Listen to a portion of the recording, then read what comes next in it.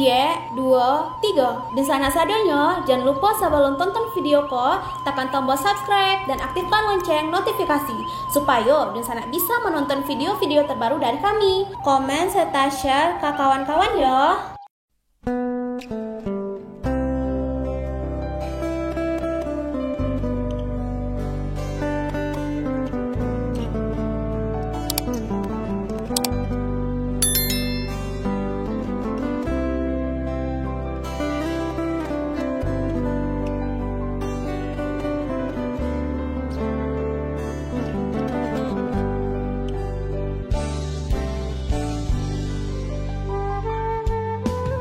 Halo Dunsana, kabar rantau. Kali ini kita akan membahas tentang daftar nama-nama orang kaya raya asal Sumatera Barat terbaru 2024. Yuk ditonton videonya sampai selesai, dan sebelum itu jangan lupa untuk subscribe, like, komen, dan aktifkan notifikasi agar Dunsanak tidak ketinggalan dengan video-video terbaru kami.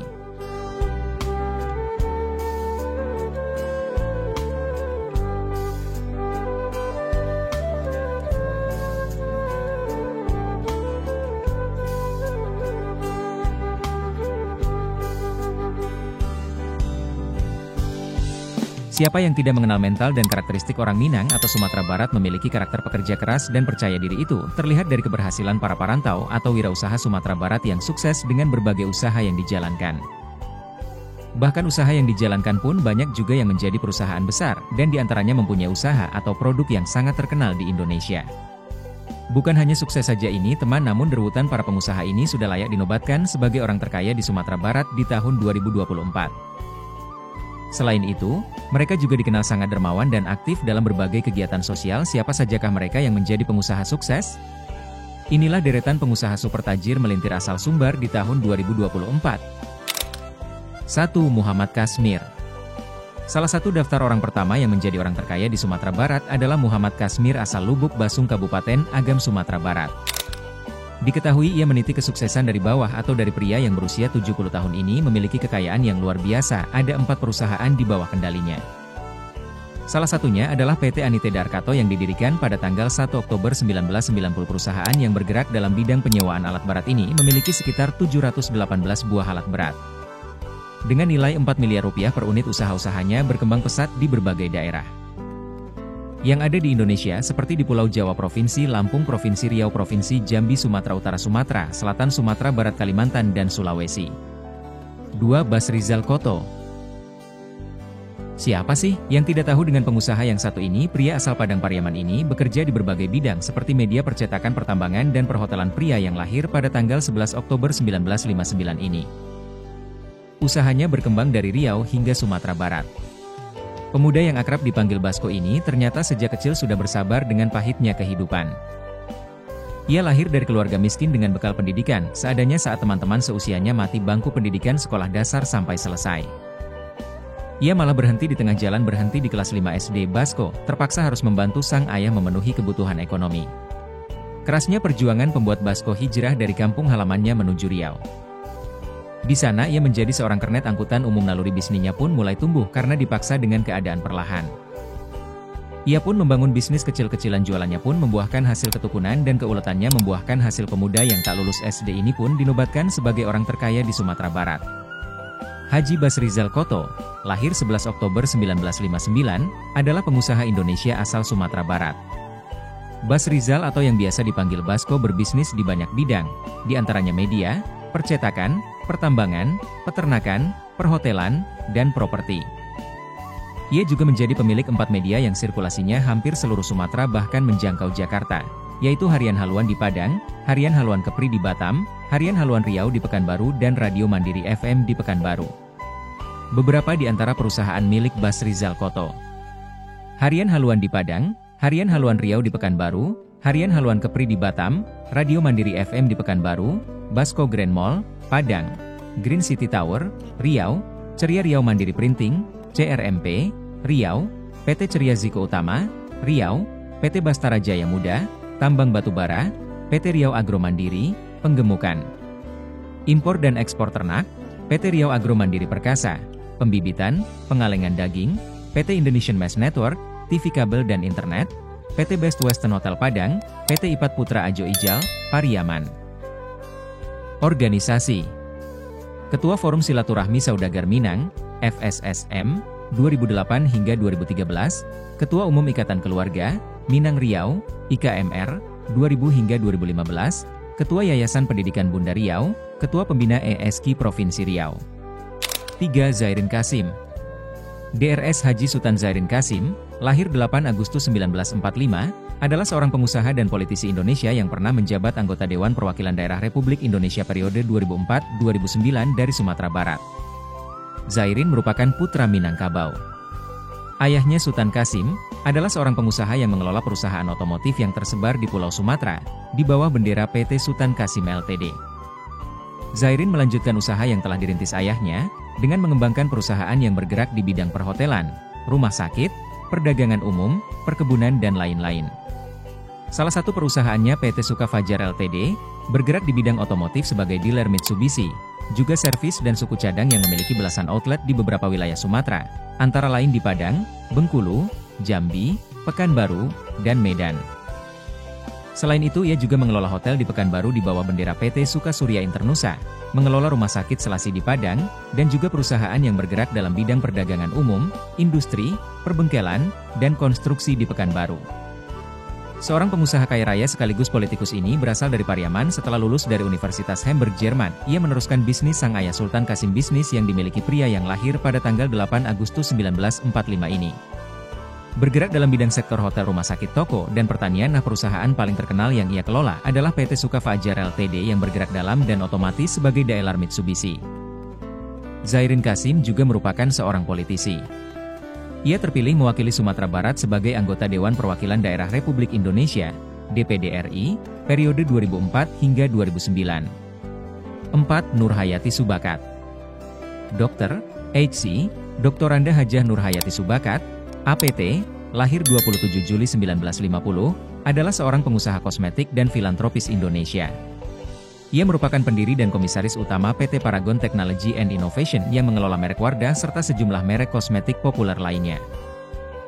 Menjadi pionir merek kosmetik halal, perusahaan tersebut menguasai sekitar 30% pangsa pasar kosmetik Indonesia dan menjadi perusahaan kosmetik nasional terbesar di Indonesia.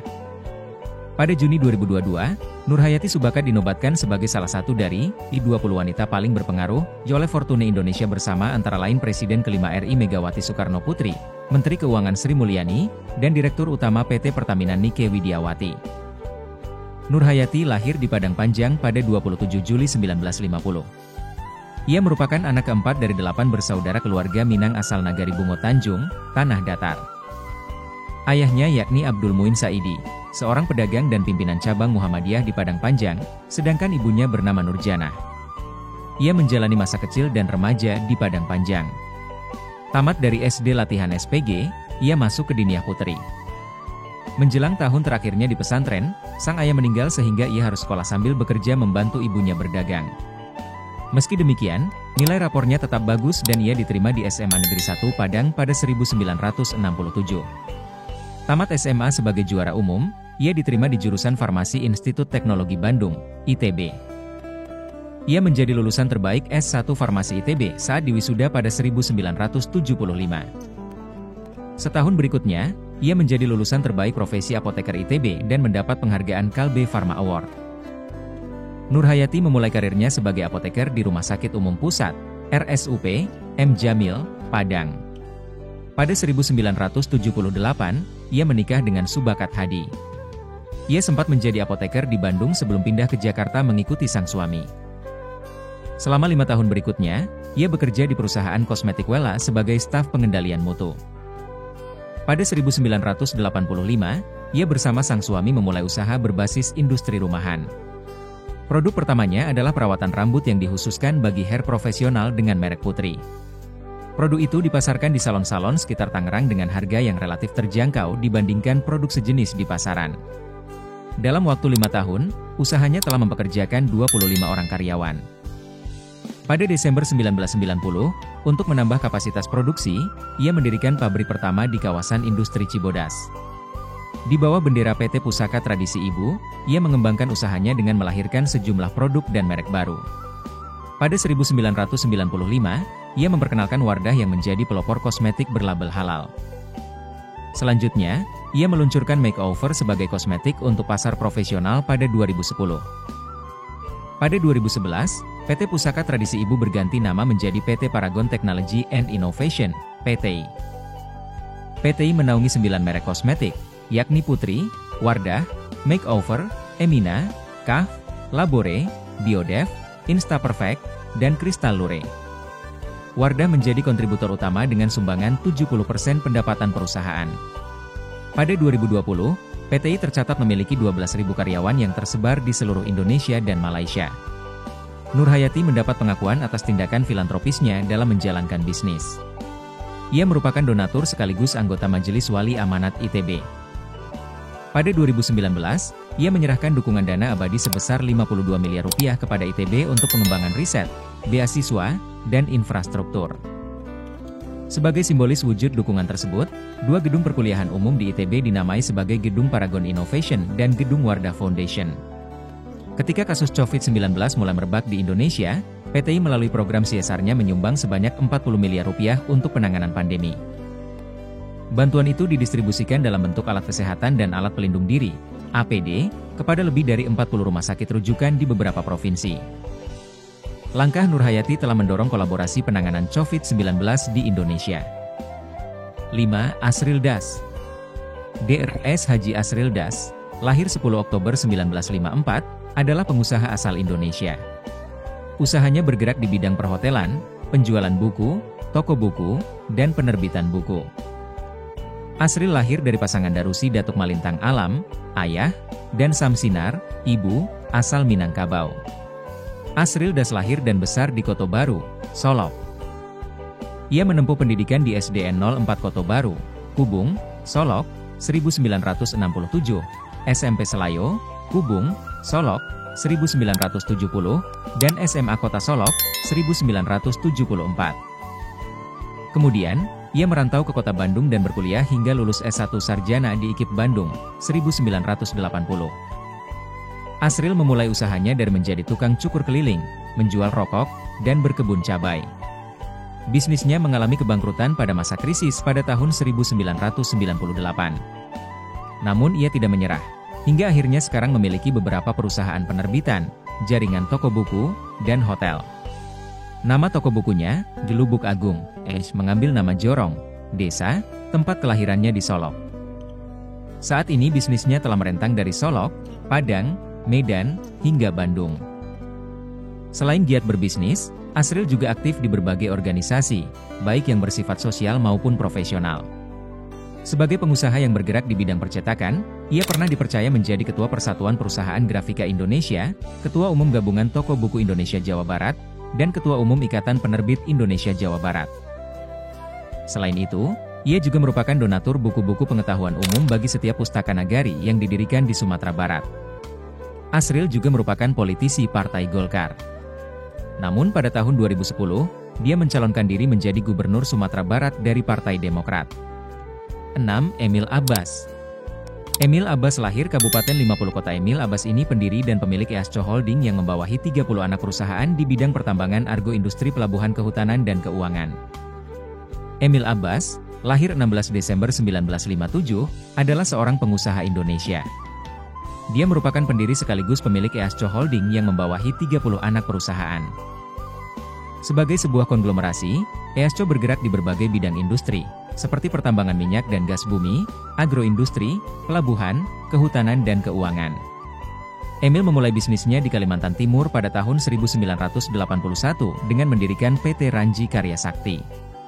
Usaha ini bergerak di bidang perminyakan berupa Petroleum Offshore Supply Base, POSP, yang menjadi pelabuhan offshore terbesar di Kaltim sampai saat ini. Pada tahun 1993 dengan modal Rp2 miliar, ia mendirikan lembaga keuangan syariah yang bernama Asuransi Mubarakah dan Bank Syariah Ibadur Rahman. Dia pun tercatat di Muri sebagai pengusaha nasional pertama yang mendirikan asuransi nasional syariah. Kini perusahaan asuransi itu telah memiliki 30 kantor cabang yang tersebar di 22 provinsi. Emil juga terjun di dunia pendidikan dengan mendirikan International Islamic Education Council, IEC, yang mengelola beberapa sekolah Islam internasional seperti International Islamic Boarding School, IIBS, di Cikarang dan International Islamic High School, IIHS, serta International Islamic Secondary School, ISS, di Jakarta. Selain aktif berbisnis, ia juga banyak melakukan kegiatan sosial. Emil menghibahkan tanahnya seluas 300 hektare untuk pembangunan bandara di Payakumbuh, Sumatera Barat. 7. Arizal Aziz. Asrizal Aziz adalah seorang pengusaha besar asal Kota Pariaman, Kecamatan Limakoto Kampung dalam Sumatera Barat. Arizal Aziz yang merupakan pendiri perusahaan ekspedisi kebanggaan masyarakat Sumatera yakni Indah Cargo. Arizal Aziz adalah seorang pengusaha besar asal Kota Pariaman, Kecamatan Limakoto, Kampung Dalam, Sumatera Barat, Sumbar. Dia adalah pendiri dari PT Indah Logistik, sebuah perusahaan yang bergerak di bidang jasa pengiriman barang yang dikenal sebagai Indah Cargo. Arizal Aziz memulai karirnya sebagai penjual PC. Dengan kerja keras dan tekad yang kuat, dia berhasil mendirikan usaha yang dirintis dari kecil. Setelah malang merlintang di bisnis awalnya, pada tahun 2000 Arizal Aziz mulai berkecimpung di bisnis travel dan angkutan barang. Pada masa ini, Arizal menyerap banyak pengalaman dan pelajaran tentang bisnis di bidang logistik. Setelah banyak makan asam garam di bisnis logistik, 11 tahun kemudian yakni pada November 2011, Arizal Aziz mendirikan Indah Logistik Cargo di Pekanbaru, Provinsi Riau. Perusahaan ini menyediakan jasa pengiriman paket. Selain sukses dalam bisnis, Arizal Aziz juga dikenal karena kontribusinya pada masyarakat. Dia telah membangun Masjid Al-Aziz di kawasan Terminal Bandar Raya Payung Sekaki. Arizal Aziz adalah contoh inspiratif dari seorang pengusaha yang berhasil meraih sukses melalui kerja keras dan determinasi. Dia tidak hanya berfokus pada bisnisnya, tetapi juga memberikan kontribusi positif bagi masyarakat sekitarnya.